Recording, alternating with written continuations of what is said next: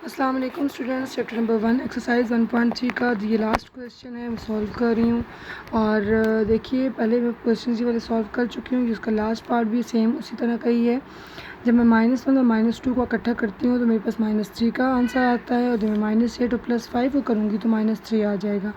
इसलिए अब हमें ज़्यादा कंफ्यूज होने की ज़रूरत नहीं कि हम x-1 को किस दूसरे के साथ नंबर के साथ लेके जाएं और हम लोग तब हमारे पास कोई उसको प्रोडक्ट आए तो हमारे पास कुछ सेम नंबर आए। सो इसका बहुत ही ईजी तरीका मैंने आपको बता दिया कि जब हम -1 और -2 को इकट्ठा रखेंगे तो हमारे पास -3 का आंसर आएगा, और -8 और +5 को करेंगे तो -3 का आंसर आएगा। इसलिए हम लोग जब आपस में इनका प्रोडक्ट भी लेंगे तो हमारे पास दोनों की जो टर्म्स आएंगी वो इक्वल सेम आ जाएंगी। सो मैंने जब x-1 को x-2 के साथ मल्टीप्लाई किया तो हमारे पास x² - 2x - x + 2, और दूसरी तरफ x-8 और x + 5 को जब मल्टीप्लाई किया तो x² + 5x - 8x - 40 आ गया, प्लस 360 एज इट इज़ मैंने नीचे उतार दिया, इज इक्वल टू 0 हो गया। उसके बाद ये है कि जब मल्टीप्लाई करते हैं और सब इसको सॉल्व करते हैं तो ये हमारे पास x² - 3x + 2 आ गया, दूसरी तरफ x² - 3x - 40 आ गया, प्लस 360 एज इट इज़ उतार दिया, इज इक्वल टू 0 हो गया। x² - 3x is equal to y। और उसके बाद ये है कि क्योंकि y हमने सपोज़ किया था x² - 3x के, सो y + 2 आ गया। x² - 3x की जगह पे y पुट किया और +2, और यहाँ पे y - 40 आ गया, plus 360 is equal to 0।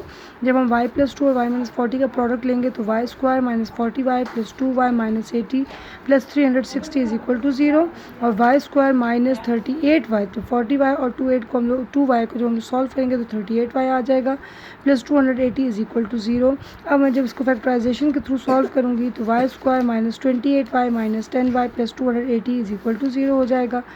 y² - 2y, 28y में से y को कॉमन लिया, अंदर रह गया y - 28 माइनस 10y प्लस 280 में से 10 को कॉमन लिया, y - 28 इसमें से आ गया, इज इक्वल टू 0। अब y - 28 और y - 28 सिमिलर टर्म्स है, इनको हमने एक तरफ कर लिया, अंदर रह गया y - 10। y - 28 is equal to 0, y - 10 is equal to 0।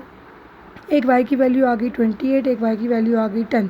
Now we will put this values in the main equation, जो कि हमने x² - 3x के सपोज किया था। सो y की वैल्यू जब मैं 28 पुट करती हूँ तो x² - 3x, उसके जब मैं इसको मज़ीद सॉल्व करूँगी तो इस पूरी क्वाड्रेटिक इक्वेशन की फॉर्म में मैं इसको ले लूँगी, और जो हमारे पास कॉन्स्टेंट टर्म है उसको राइट हैंड साइड पर ले जाऊँगी, और एक हमारे पास इक्वल टू 0 हो जाएगा। फैक्टराइजेशन के थ्रू इसको अगेन सॉल्व करते हैं। सो x² - 7x + 4x - 28, क्योंकि 7 4 से 28 होता है, और 7 और 4 को जब मैं सॉल्व करूँगी तो वो 3 के बराबर आ जाएगा। x को मैं कॉमन लेती हूँ, x - 7 अंदर आ जाएगा, प्लस 4 को कॉमन लेती हूँ, x - 7 अंदर आ जाएगा, is equal to 0। x - 7 common हो गया, एक तरफ कर दिया, x + 4 एक तरफ कर दिया। उसके बाद ये है कि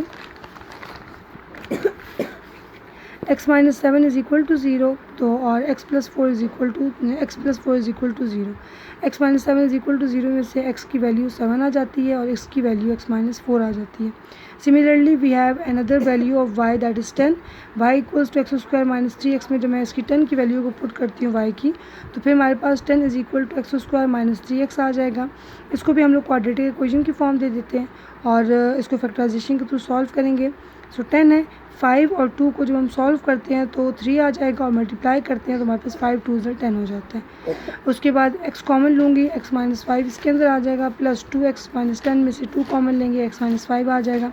x - 5 जो है वो सेम टर्म्स है, तो हमने एक तरफ कर ली और बाकी रह गई x + 2। x - 5 is equal to 0, x + 2 is equal to 0। एक मेरे पास वैल्यू x की आ गई 5, एक वैल्यू आ गई -2।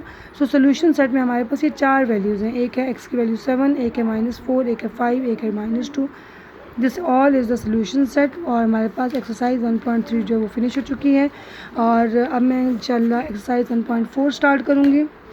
मैं उम्मीद करती हूँ कि आपको मेरी वीडियोस जो वो पसंद आ रही होंगी, और आपको मेरे कॉन्सेप्ट जो मैं आप लोगों को क्लियर कराने की कोशिश कर रही हूँ वो आप लोगों को बहुत अच्छे तरीके से समझ आ रहा होगा। मेरे चैनल को सब्सक्राइब कीजिए, लाइक कीजिए, शेयर कीजिए, और कमेंट सेक्शन में मुझे कमेंट्स करके ज़रूर बताया करें कि आप लोगों को मेरी वीडियोस पसंद आ रही हैं, ताकि मेरी हौसला अफजाई हो। और थैंक यू सो मच। अल्लाह हाफ़िज़।